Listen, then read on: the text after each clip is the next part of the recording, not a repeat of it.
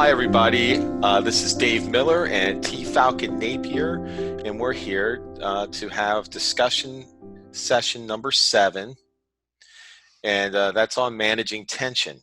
So, if you remember from your discovery session 7, talking about change grid maneuvers, we're going to look at some applications of those today.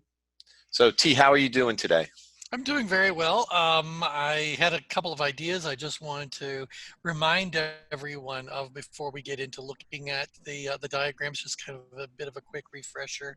So in the last lesson, we were going through the different layers of the change grid. In the lesson before that, we introduced you to layer number 1, which are the 5 levels of tension. So as we start talking about how we go about moving people, sometimes it's a very simple effort we make to influence the level of productive tension they're experiencing. So how do we move someone out of apathy, lower their tension from stress, etc.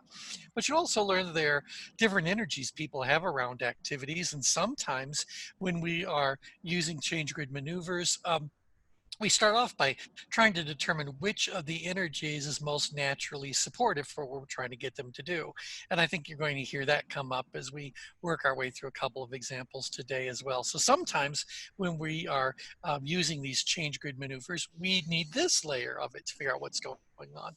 And sometimes we need to look at the engagement rings, because what if we just need to get them to move from awareness into formulating some sort of an intention, or from an intention to an engagement. So these are still going to involve the same set of change grid maneuvers, but as we go about understanding what we're trying to accomplish, why we're trying to accomplish it, as we go about communicating this to our clients, these different background layers may prove to be very useful to you in helping them understand where they are, where you are helping them move, and how you're proposing to do that. Now, we're going to be looking at um,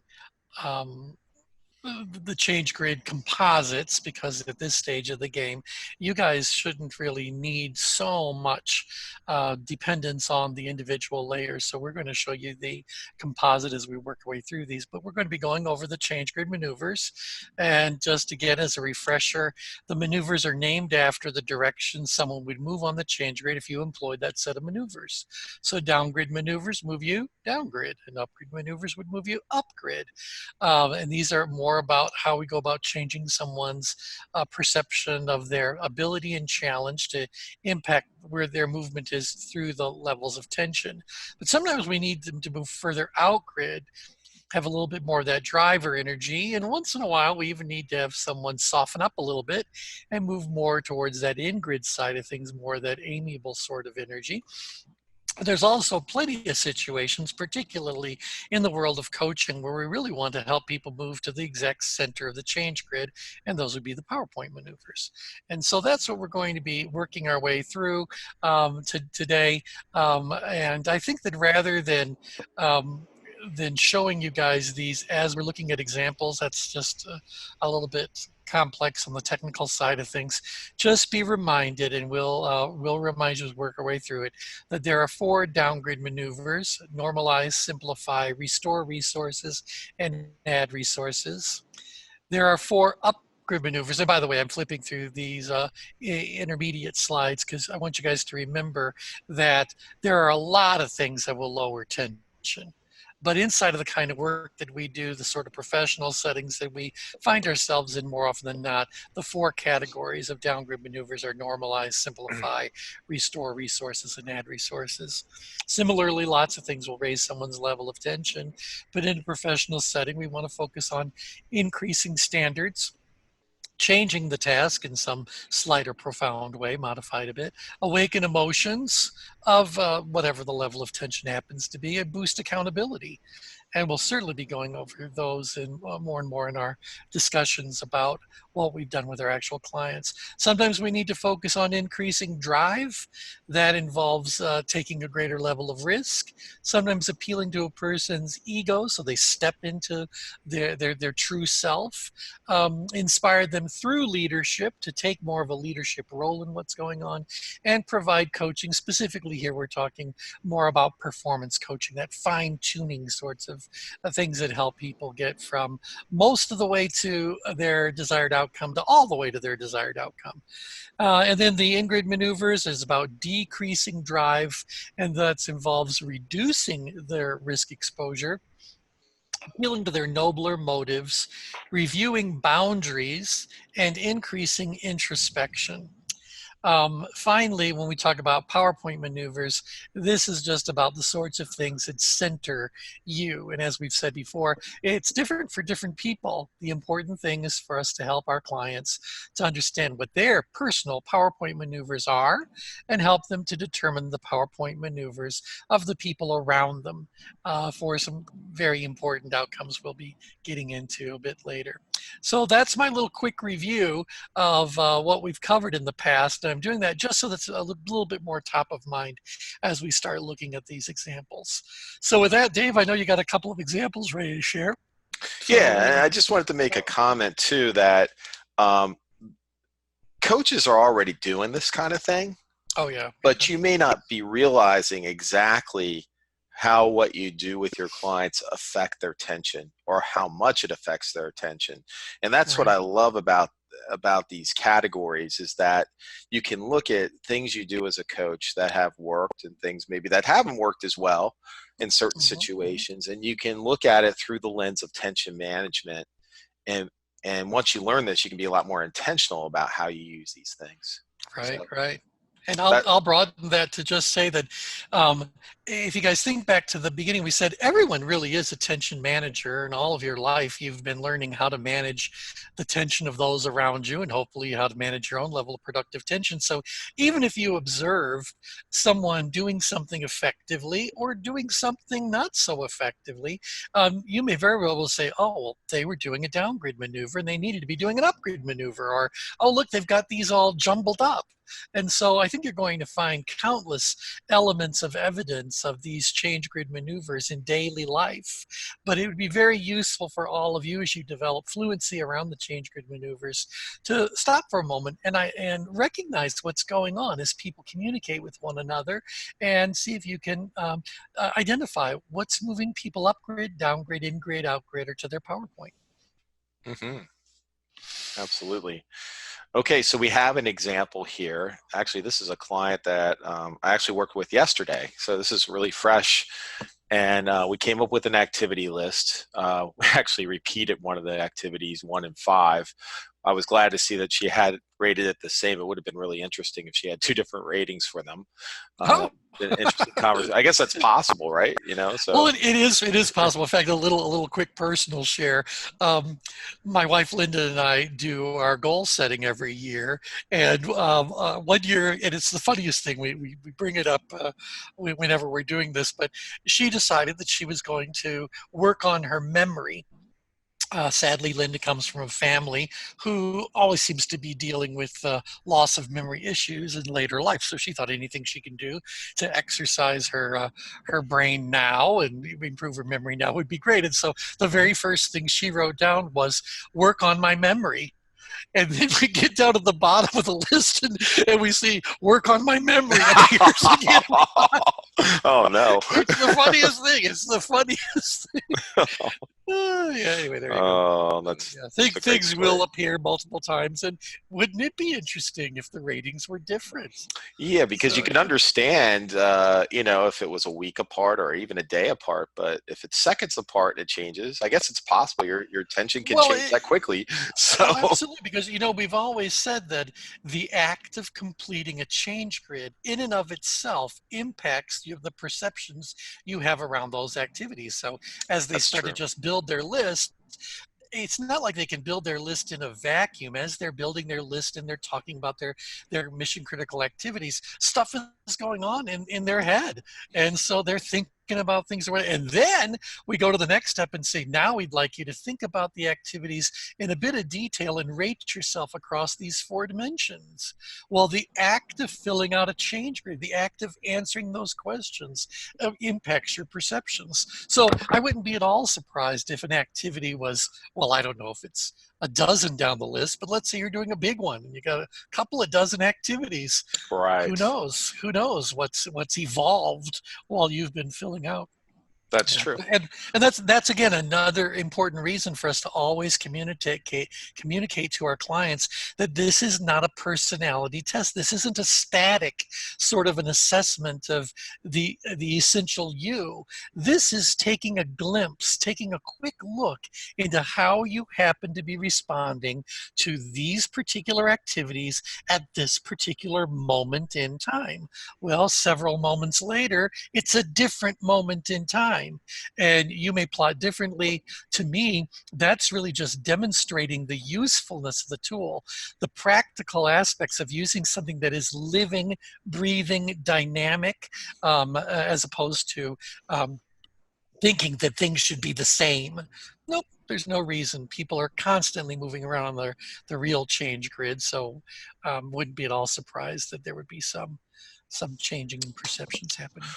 Right. So if you look at this grid, and next week we're going to have a session called putting it all together. So we might shortcut some things this week because next week we're going to be a lot more comprehensive in how we might approach a grid. But when you look at this set of activities, you see it's a fairly tight pattern. You know, there's grids where activities are all over the grid. This one is clearly in a tight place where I believe, you know, all the activities fall within the ability of between a 7 and 11, and all of the activities fall between a challenge of an 8 and 11. So T, let me just ask you this, you know, just without even looking at the activities, just looking at the pattern of the activities, not knowing what they are, what would you say about how this person is experiencing these activities Well, certainly just in general? look at, yeah, well, first of all of them are in the outgrid quadrant. So we know that their driver energy is being um, This is pulled right here. forward most powerfully. And to take it another step, most of those activities are in the driven driver energy. So that little sub quadrant there. Hmm. And so energetically, when you see one activity in a particular energy, you go like, okay, one activity does not a pattern make. But when you've got, well, I don't know, how many are there? There are a good 8 or 9.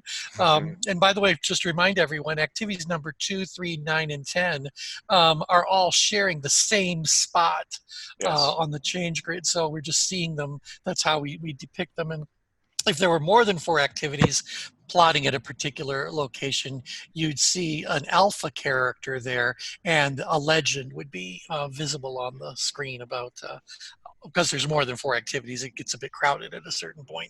But we see that plenty of times. Anyway, so not only are they a driver, they are a driven driver about these activities. Well, if you just glance at the activity list for just a second, communicating, ensuring that misunderstandings are avoiding, that's about communicating, facilitating communications, managing clients' expectations about deliverables. These all feel very much like this is all about communication skills. All of it is Hmm. about communication skills. And so while I don't want to say this person is a driven driver, I can Hmm. certainly feel comfortable saying when it comes to communications related issues, this person comes across as a driven driver. And I'm saying that just to say that while we generally want to talk about specific activities and what's going on, when you see these concentrated patterns, it seems like a good place to begin is just by saying about an overall energy they have around the category of activities or around an aspect of the way they carry and present themselves to others. So, Right. So did that come up? go on, I'm sorry, T. I was going to say, did that come up as you were debriefing Yeah, this with yeah. your client? So you know, and at one point in the conversation, you know, again, and one of the methods of using the change grid in your coaching is to there's a skill in coaching called acknowledging what's going on. So in a sense, we're getting a picture of what's going on here. So in a sense, as a coach, you can put this out here, just what you said, T, that okay, so this is a driven driver kind of place. Does that sound right to you? Do you find that when you communicate, and you do, and she's a project manager, that you are driven in the way you communicate, that you're very focused on the task and completing it? um, so lay the picture out, articulate what's going on, then check it out with the client. And she Hmm. goes, absolutely, totally resonated with her. And then you can delve in and say, tell me a little about what that looks like, and ask some coaching questions around that. Exactly. Now, Yeah, I think this is a good opportunity to also remind people about there are a lot of ways that we can have interactions with a client, but I'd like to divide them into two categories real okay. quickly. There are ways of interacting with someone that are very issue specific, um, and rather isolated. And generally speaking, conversations are exactly that. When we start having a conversation with someone, we tend to be talking about a specific issue, like they might be talking up about communicating project status to my clients in a timely manner. I mean, this activity got there because somewhere in that very linear sort of discussion, it popped up. Hmm. And we can spend time talking about that, and then we can move on to the next one and talk about that, and move on to the next one and talk all about that. It ends up making our pursuit of understanding very linear, very issue after issue after issue. When we have someone fill out a change grid, instead of having the conversations happen in this more isolated linear fashion, we get to see all of the conversations simultaneously.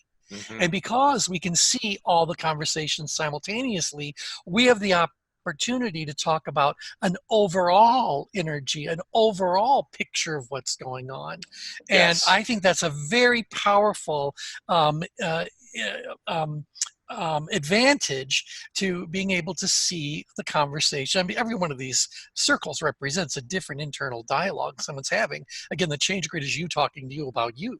So every one of these represents a different conversation.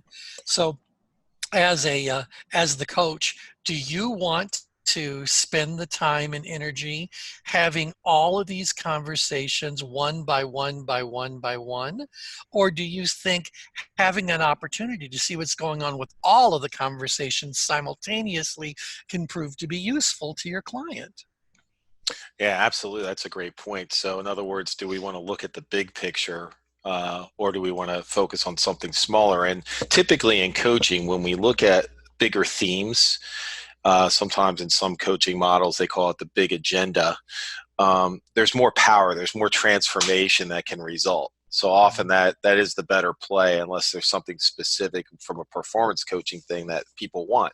Mhm. Mhm. So in this case, like if I could give an example here, um, because we were starting to dissect this a little bit, and we did talk about the overall and say, well, how do you think you come across to your clients, to your team, with this kind of energy?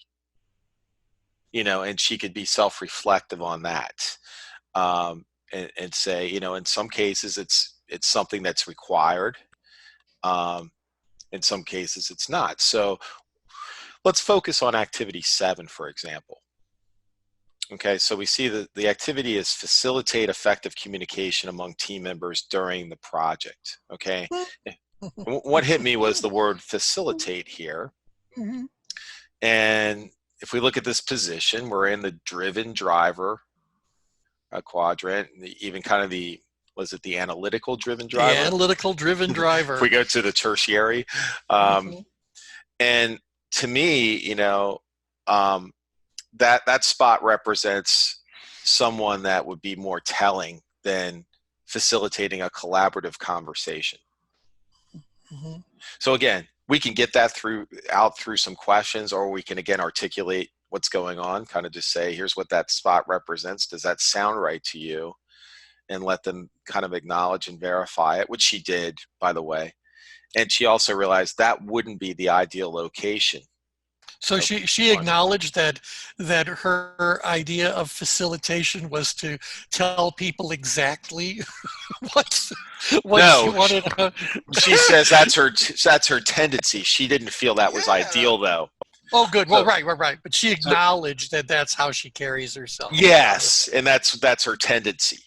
So we kind of met her where she is, right? And also got her, identified an ideal location, which would be kind of towards where these are. Yeah, so the You know? driver energy is still there because something needs to be accomplished, but Right. we want that amiable secondary energy. Yes. Yes. So now once we have kind of where we are and where we want to be, now it's time for change grid maneuvers, right? Yeah. Now let me share one more thing about where she's plotting. So we were looking at that, the levels of energy or the layer. But if we look at the engagement rings, Mhm. she's in execution. So she's Yes. squiggly. So that this whole outer, I guess, wedge Yeah. is execution. Well, we chose execution as the label for because of two different meanings it has. So the one to execute is to complete something, to Hmm. fulfill it. But the other thing is to execute is to kill something. Hmm. And particularly when we're talking about relationships and what happens when the driven driver energy becomes too strong. Are they killing things around them?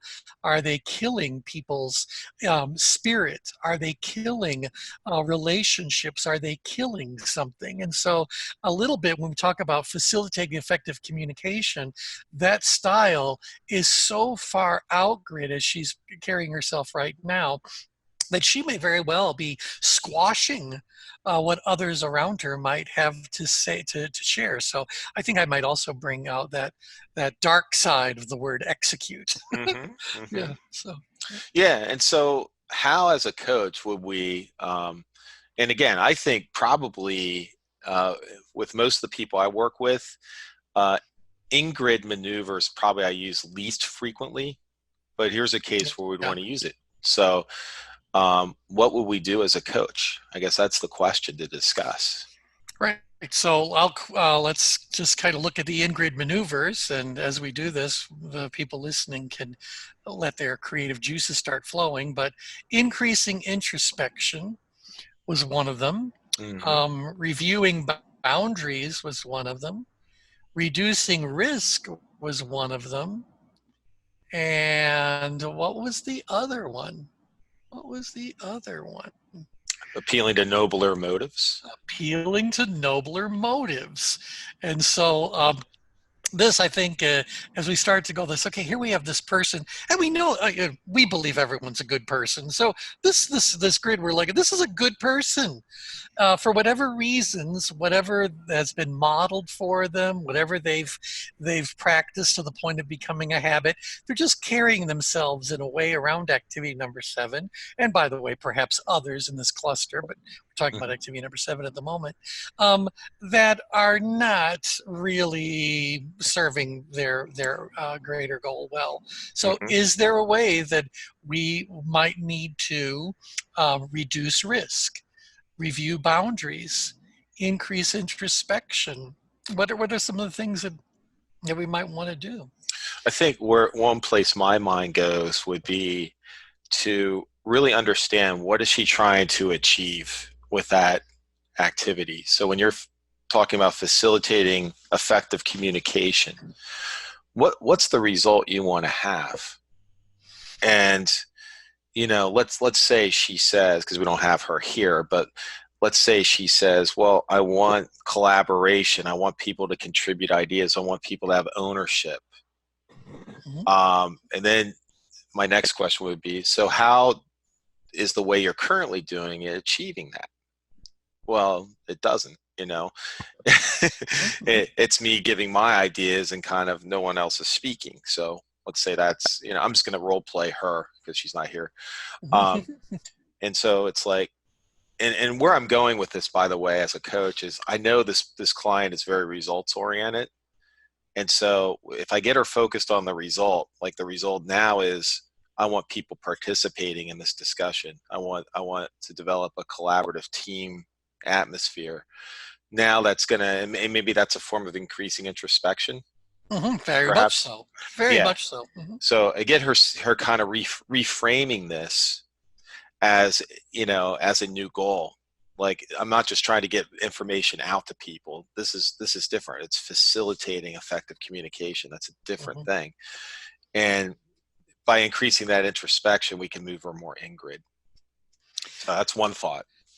Yeah, I often, when I have a client who's plotting quite far out grid, I often say to them, I want them to visualize this, that the further out grid they go, the more they physically turn their body and face out grid. So they're looking towards coordinates 12 and 12. They see where they're trying to go, and that's exactly where their attention is wholly focused. So what I'd like them to do, and maybe this falls in the category of appealing to nobler motives and increasing introspection, I'll say just stop for a moment. Physically turn around and look at all of the people behind you. These are your followers. These are the people who are supporting you in getting there. These are the people that are doing the work, because you can, in and of yourself, make certain progress towards your desired outcome. But can you get there all by yourself? Is that possible? So turn around, look at all these other people, and ask yourself, how are you helping them to move everything forward? How are you allowing them an opportunity to express their thoughts, to be on their own developmental paths, etc.? And so I Hmm. think there's a lot of good dialogue you can have around that.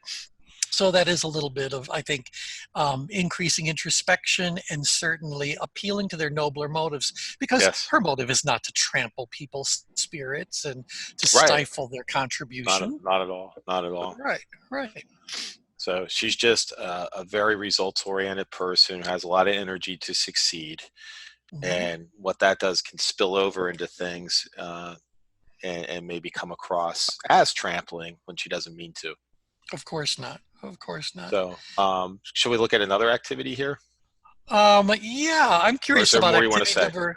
Well, I'm curious about activity number 12. Oh, by the way, everyone, we would have chosen a desired location of somewhere in the amiable driver subquadrant. So you Yeah. see where activities number, like 8 would be fine. Right, exactly. Honestly, if you just moved her to the exact center of the quadrant, 9, 9, this is a step in the right Right. direction. But for Yes. the sake of demonstration, an 8, 8. Now think about what we're doing there then. It means that somehow through our use of these in-grid maneuvers, what we're actually doing is changing their perceptions about their level of ability and the level of challenge. We want them to see that the level of challenge actually has to go what direction, up or down, to move from where they are right now at a challenge of 10, an ability of 11. So 11 and 10 are the coordinates for activity number 7 right now. I want to move them to 8, 8. Hmm. So I've got to reduce their perceived level of challenge by a couple of points. Well, how is it that talking to someone about reducing risk, about appealing to the nobler motives, increasing introspection, how do these things actually move someone's perception of their ability, or scratch, of the challenge to go down a little bit? And simultaneously, we're trying to get them to go like, you think your level of ability for activity number 7 is an 11, but as they've just disclosed, they aren't getting it done. And so Hmm. perhaps they've over represented their ability. If we can get their ability to go, perceived ability to go back down to an 8, that's what's happening. So I want to just remind everyone that the maneuvers are actually impacting the person's perceptions. And thus And their tension.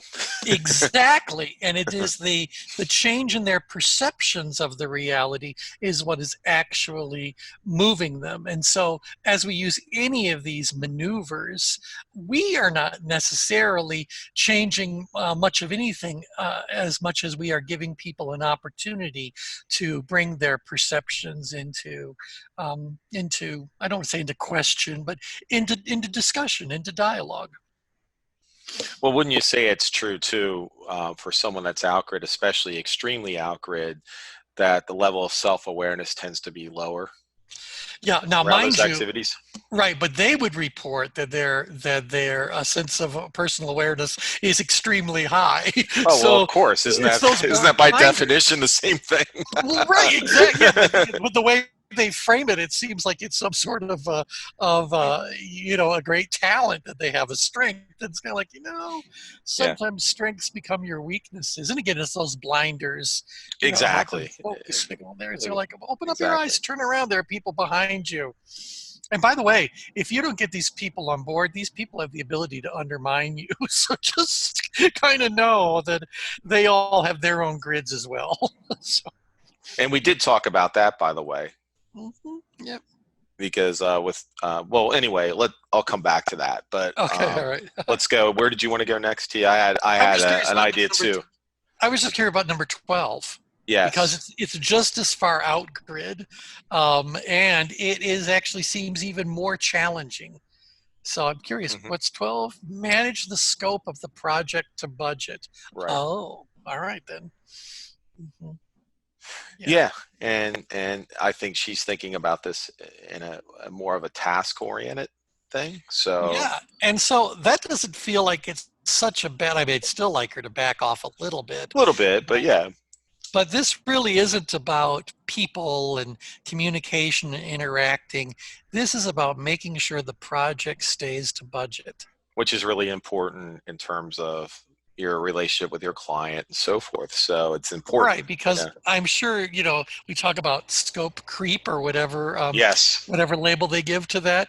Yep. This means that she's going to become or she's going to be a centurion guarding the way that Hmm. scope is defined.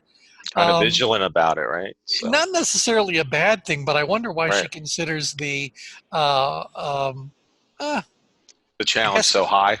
yeah. I mean, I'd like her to be an analytical driven driver, Hmm. but we'd have to have dialogue with her. But I guess she's got a lot of people pushing the boundaries of that scope. Yeah, like the So I herding of just wanted to cats and say stuff. that not all activities plotting as driven driver are necessarily problematic. Yes, I would agree. Specifically this communication one or facilitation one, to use the exact verb. Driven drivers are not known for their facilitation skills. Exactly. Exactly. Okay, so there you are. Right. Yeah, but someone managing a project to budget, and let's say it's a big project with a lot of moving parts, you want someone that's on that, Yeah. gonna Now, mess that up. talking about ideal locations for managing the scope of a project to budget, I'd like the plotting to be more as an analytical driver, Hmm. because obviously managing scope requires some analytical elements to that, and Sure. so that energy or that would be best supportive of that is the analytical driver. So we're talking about lowering perceived ability by several points to move. Go ahead and point there so they can see that we want to move 12 Yeah. down to, right. So Well, we'd like to do that. or even move the challenge down quite a bit, right? Well, that's what I'm saying. It's just kind of like I'd Yeah. like to say to her, you know, what do you think is causing the level of challenge? What's going on that you Yes. perceive it to be so high? I Yes. dare say I'll go ahead and predict this, that she would say she has all of the analytical parts in place. She knows what the scope is, and Yep. she knows what the budget is, and so I would be very. I'm just going to go ahead and say that sometimes when we look at a change grid, we have an opportunity to look into a little bit of a crystal ball. But I predict it's more about people that are involved than the Yes. process itself. Yes. I And I'm agree. sure, I'm sure if we bring that up as the question for her, that's going to open up a different dialogue. Because see, now, is the activity really about managing the scope of the project to budget? Or do we need to get deeper into that verb manage? And it's manage, are we really managing the scope? Or are we managing the people who are messing with the scope? So that's a different activity. Well, right, and So, that kind of came up just in general because she says, "Well, okay, I get it, but when you look at an ideal location," she says, "does that vary based on the person you're dealing with?" And I said, "Absolutely, it yeah. varies by the situation, by the Mhm. person, and remember, Mhm. they all have their change grids, their tension." Right. They've got their agenda as well. So think about this. She's when it talks about managing a scope, it's trying to wrap your hands around something to keep it contained. Well, these Yes. other people have got their own great change grids, their own agendas, their own set of responsibilities that are requiring them to expand the scope. So now we've got this battle of two energies, expanding, push, push, push, and Yep. then managing, contain, contain, contain. So it's like, all right, that sounds interesting to me. Yes. But Yes. the dynamic, the work that needs to be done, isn't so much about managing the scope as it is about managing the people who want the scope to change. And Yes. so that might then say, well, let's add that as a specific activity and see. So if I said, in a vacuum, when it comes to managing the scope of a project to a budget, just generally speaking, how do you rate your ability to manage the scope of a project to fit with inside of a budget? Again, being just confined to those words. She Mhm. may very well say, well, my ability is very high. How challenging is it to do that? She would probably say, well, if there weren't other people involved, it's pretty Yeah. straightforward. Yeah. If it was just Right. you and you were performing the project, what Yeah. would it be? But then you introduce these people and suddenly Right. you move. Well, that's because when you introduce the people, you are adding a different activity. And so sometimes it's good to spell it out. Let's Yeah. add activity number 13. So let's, Yes. Yes. And I've often done that with these is that I'll do something that's a little more higher level. And then when yeah, we open up a rich area like this, like, well, yeah, okay. So now we've opened up this whole inquiry about working with the people around me, the clients, the teams, and that I said, well, let's right. get specific on that. Let's do another change grid that's really specific on that area, and Yeah, we so kind of take so the it's like microscope out now. So yeah, and so it's like, well, the activity is the same for all of them. So let's say that she comes up with a list of a good 8, 10 people hmm who are pushing these boundaries. Well, the activity could stay the same, managing who when it comes yes, to the scope of the project. And if I say like, all right, so are all the people equally problematic? And no doubt she's going to say, well, no. All right, well, let's look at each one of them. And we might find out that when it comes to working with a few of the people, it's just plotting right where you want them to go. It's reasonable. They can discuss it. They can build their case. They can pitch their rationale for wanting it to go, and then they'll go, but there's this one person. yep, Okay, well, and I say, but now when it comes to that one person, where are you plotting? And they go, oh, that one's got to go up to a 12. Okay, yes. so all right, so is then the real coaching work about helping someone to manage the scope of a project within a budget? Is that where the work needs to be done, or is the work really about working with all the different people, or is it really about this one person? Exactly. And I've had that happen once. I did a customized list with someone, and she said dealing with corporate clients. Yeah, And right. Well, I said, and she says there's like five of them. And I said, well, how about, we actually come up with five activities? yeah, And of course, they were all in different parts of the grid. yep, And yep, so yep, instead of yep. giving an average response, which really doesn't tell me much, and this is why I love this tool, by the way, because we can get super specific, where no other assessment I've seen does that, Yeah, and really drill into the core issue. And that's the beauty of it. yep, yep, So yep. absolutely. Now, before you leave this screen, I just want to throw something out building on what you've just said. So we've got these five people. So the activity is the same. So we'll just say Yes. working effectively with whoever. Yes. Just so that, well, we may have some people that will end up plotting when it comes to working effectively with A, I'm in power. When it hmm comes to working effectively with B, I'm up in stress. When it comes to effectively working with C, I'm down in apathy. hmm Now, if I want to help that person work effectively with each of those individuals, I'm going to need to employ downgrid maneuvers for the person who's put up in stress. I think we hmm said they were B, Yes. and C is down in apathy. Right. So um, so if we can just quickly just talk about how would you go about um, impacting the person's ability to work effectively with this individual that has them upgrid. Well, that's where the downgrade maneuvers come into play. So Hmm. normalize, simplify, restore resources, add resources. Hmm. And we can talk our way through that. I'm saying all this because I just want to put something out there.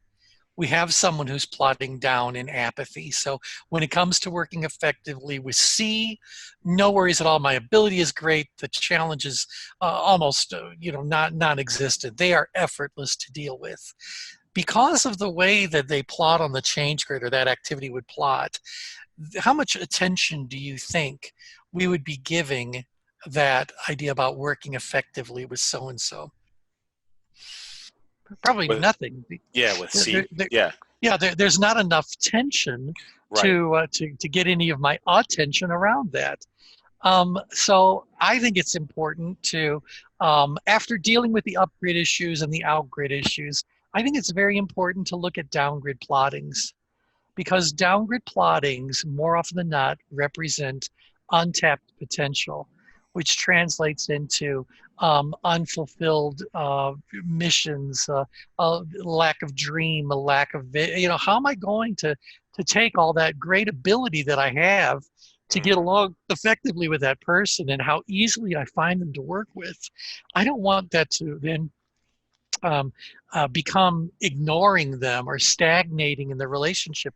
So Right. these upgrade maneuvers, how do I go about increasing the standards against which I'm measuring that particular activity's performance? Or so increase the standards. How can I change the task in some slight or profound way to move this person back up into a more engaging level?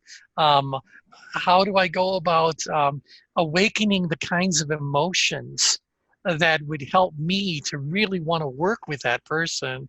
And maybe a little bit of accountability instead of ignoring them. Am I at least checking in with them on a periodic basis? When Well, I and take yeah, things for granted.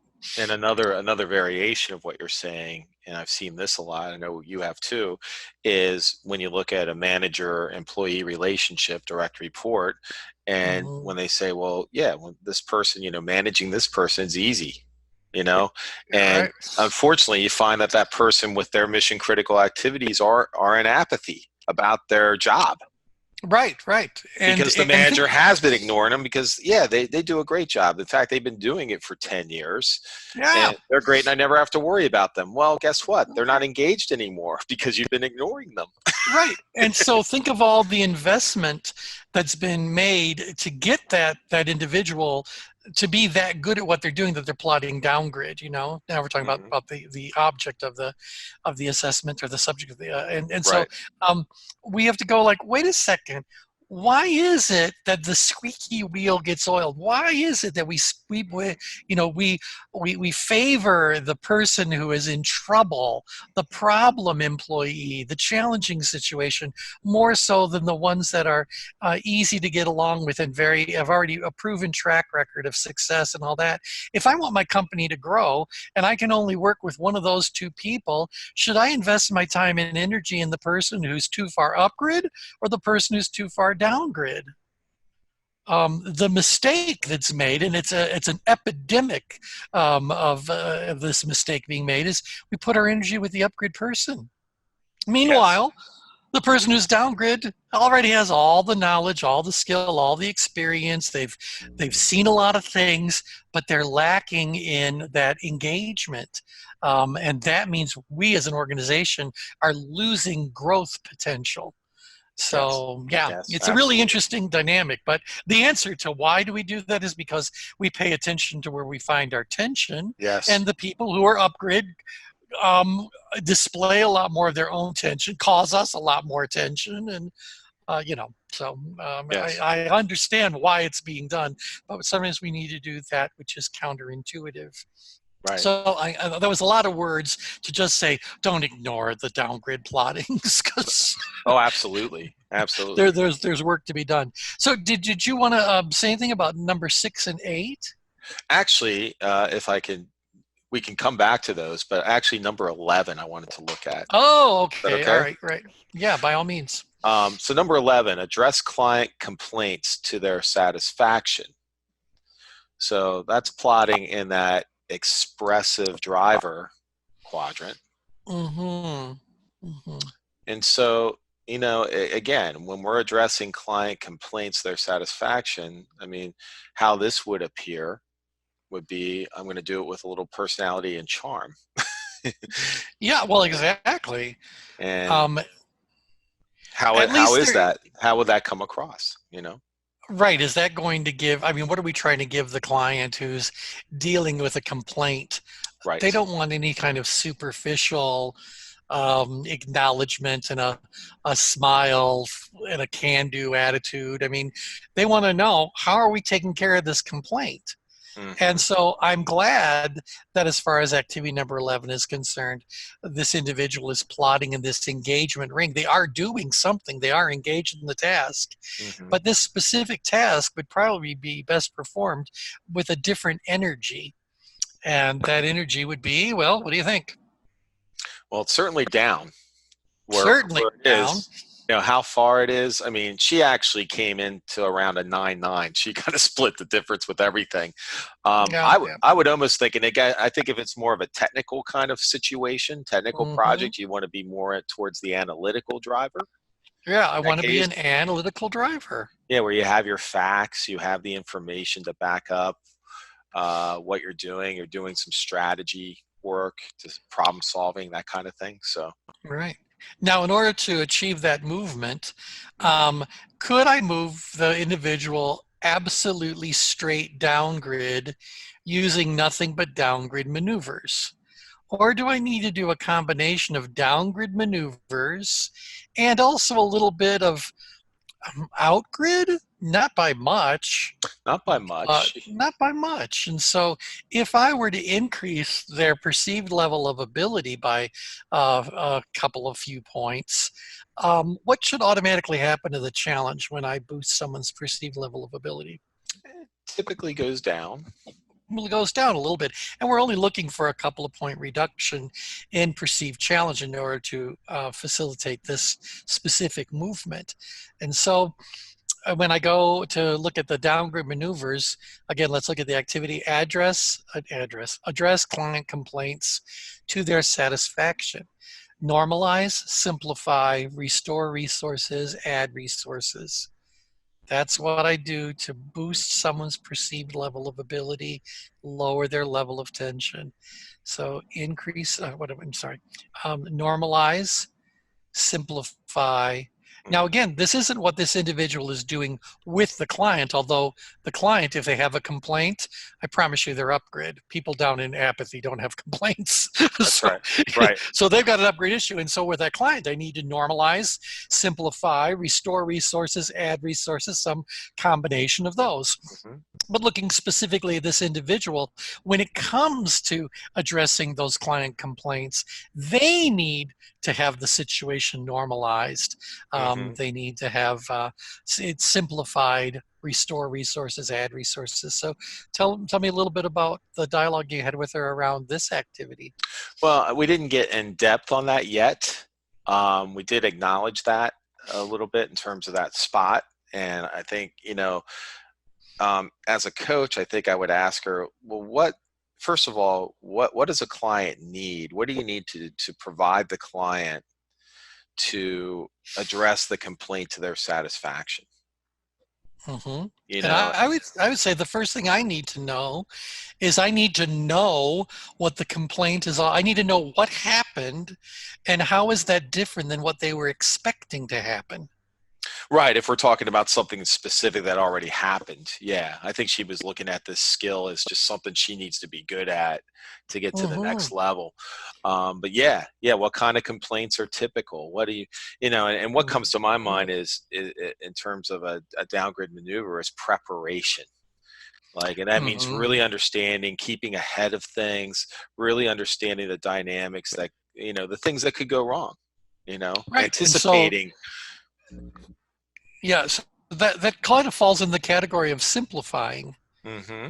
So, because what is this? Yeah, and again, I'm going like, well, what she needs in general is an approach to handling client complaints. Is that, I mean, there's a little form? Is that just a set of questions that she needs to be ready to ask? I mean, something that is actually revealing the information that needs to be revealed. So it's not important that we decide which of those four downgrid maneuvers what we have in mind fits into, other than the fact that there's some academic value in the learning process here. Sure. But anything that's about adding some structure, Hmm. putting in place a process, anything about any methodology, forms, whatever it is, Hmm. that's all going to fall into that category. And maybe adding resources, because obviously these Yes. things don't exist now. We're going to add them. Maybe they just need to go like, well, we used to have a complaint system that we used. Well, Hmm. can we resurrect that? That's restoring a resource. Yeah. Or maybe, that you get the conversation, as you brainstorm with your client. Um, Maybe they don't have a frequent enough touch point with a client. So if you're doing a status with the client, let's say on a weekly basis, maybe you head off the complaints before they even occur. So. Exactly, by looking for those patterns where they come from. Now, Mhm. one other thing I think would be interesting to discuss, looking at this diagram, but I need to change the story. So Okay. for just a moment, instead of looking at this as being the manager, let's Hmm. look at this as being the client who has the complaint. Okay. So, right now we're activity number 11 is plotting. So they're upgrid about it, but look, they're not up in stress. They're not even up in power stress. They've just got something that's kind of annoying them, Hmm. something they don't understand. This is not a profoundly problematic sort of a situation. They just want to understand it, to come down. So that's where they are right now. Well, as I work with them, I'm going to meet them where they are. So they're an expressive driver. I'm going to be an expressive driver. Maybe I acknowledge to them and say, you're right. That's an issue that we really do need to deal with. That's a really good question. Let's get an answer to that question. Hmm. Now, as I go about doing that, I'd like to soften myself energetically and go from being an expressive driver to being more of an amiable driver. Hmm.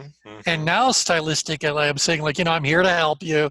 That's what this is all about. Stuff does happen. This is really, really good. And then now that they know that not only do I share with them what their concerns were, that energy, the expressive driver, I want them to now feel comfortable through that amiable driver energy that I'll take on. And then ultimately, I want to move down to an analytical driver and say, here's the answer to your question, or we looked into it. Here's what we learned. Here's what we're going to do about it. And then maybe even move out a little bit driven driver. So let's just take the bull by the horns and take care of it. So I want people to understand that energetically, as the manager, they might be moving through several different energies to take the person from where they are to where they need to go. And is that not the same situation that we find ourselves in when we're working with our clients in our role as a coach? They probably come with some sort of an upgrade or outgrid issue. We want to meet them where they are. We want to let them know that we are absolutely on board, here to help support them work through that. Let's talk a little bit about how we can go about doing this. So we ask some good questions. Perhaps we introduce a good tool or whatever, and then a little bit of driven driver. So we want to pass over that leadership responsibility to the client so they can kind of do things for themselves. And Hmm. so I say all this just to say that these change grid maneuvers are constantly in use. And Yes. even inside of a given conversation, we may move into a different blend of them as that conversation moves through different stages. Hmm. And that's a really a good point, because the nature of coaching is not formulaic. It's very It's dynamic. dynamic. Mhm. So, and the change grid doesn't restrict that; it actually aids to that. So, So I think you have another grid. Why don't we pull that one out and take? all right. So here's another grid, and you can see this one. The activities are scattered about quite a bit more. Yeah, and I think that this is really useful for people to take a quick look at because we do see this more often than not. Yeah, we do have the occasional client that is really focused on a particular project outcome, whatever, and then we do tend to see a lot of concentration of activities plotting. And then you have someone who's got something that's covering a broader range of activities, as is the case with this activity list. So Mhm. this seems to be about business development, I guess. Yeah, this Yeah. is Well, it business looks like it's building, yeah. marketing, Okay. delivery. It's kind of everything to kind of succeed in a business, kind of like an Yeah. overview of some activities there. Right. And so as we look at this change grid, there are different things that kind of pique my curiosity. Hmm. Um, but how do you go about reading a grid that's as spread out as this? Now, again, next week we'll be putting it all together. So maybe we can use this exact same grid to go into a deeper dive next week. But I think it's interesting that I would say, look, there's some activities that have them up in stress. And, so what is activity number 2? Yeah. Effectively balancing the billable and the buildable. And then we have 5, 6, and 8, communicating what sets me and my firm apart and marketing my services in a way. And number 8, cultivating strategic partnerships. It's interesting that these activities are all about marketing, not Yes. about so much about sales. Hmm. So, where if I look at the sales related activities, things like presenting solutions, number 12, now I'm plotting as an amiable driver, a driven amiable driver, to be fair, but nevertheless an amiable driver when it comes to presenting what I can do for someone, and I handling their objections Hmm. as an amiable driver, and I'm delivering a written proposal as an amiable driver. That energy around those 4 is a bit more timid then perhaps would serve these activities well. And Yeah, so it's actually a there's a driven lot of, amiable, right? Not an amiable driver, oh, right? you are correct. Yeah, this is Yeah. driven amiable because the amiable energy is predominant. So, but at least there's this, I mean, this is the kind of energy that gently encourages someone to do something. Even if I moved outward by 2 points, at least I'd be a little bit more pestering them, a little bit more present in their in their thought process. It's not like I'm being a bully. I mean, that's way out here where none of us need to go. Right, But right. this is a little bit too in grid for sales related activities. So Yes. as I look at this grid overall, I go, this individual, with the exception of 2 activities, is reporting an ability of 6 or less. So Hmm. I might want to say with them, let's just not even look at specific activities at the moment. I'm curious to hear a little bit more about how you perceive your level of ability to do the kind of work that building a business requires. Hmm. So again, get And the broader theme first. get the broader thing. And look what they're saying. My ability is at the lower end of things, and but the challenge is a 10, even a 12. By the way, notice there's no 11.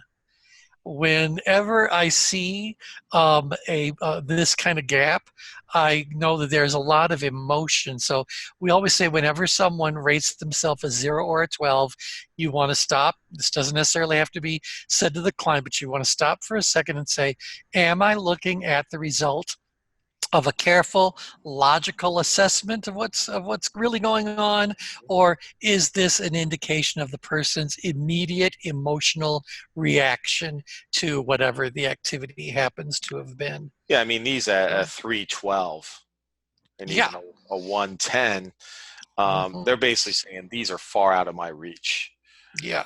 Yeah. Uh, which, by the way, you say about reading the grid, yeah, other than the broader themes, this is where I would start, Yeah. probably up Of here because course. you want to pay attention to tension. Right. And I kind of handle these in groups. This is a cluster to focus on too. Yep. Uh, and then here's your assets that maybe we can leverage, Yeah, right? like look, they're very good at establishing rapport, and they're very good with following up on leads.